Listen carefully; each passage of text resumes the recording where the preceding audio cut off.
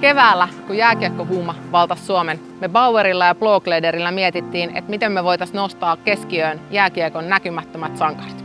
Me etsittiin verkossa yhtä joukkuetta, joka kaipaisi vähän tukea. Ja nyt me ollaan Kuopiossa lahjoittamassa yhdelle onnekkaalle tyttöjoukkueelle Bauerin mailoja sekä kasallinen Blåkläderin kamoja. Moikka tytöt! Mä oon Aapeli tuolta Kalpan liigajoukkueesta. Me kuultiin, että teillä on täällä erittäin hyvä meininki. Pitääkö paikkansa?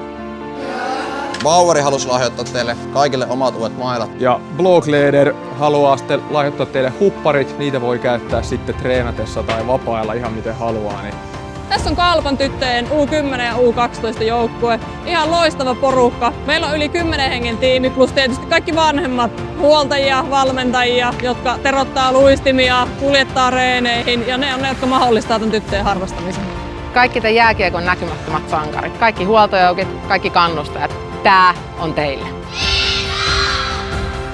Blåkläder, that's what I said.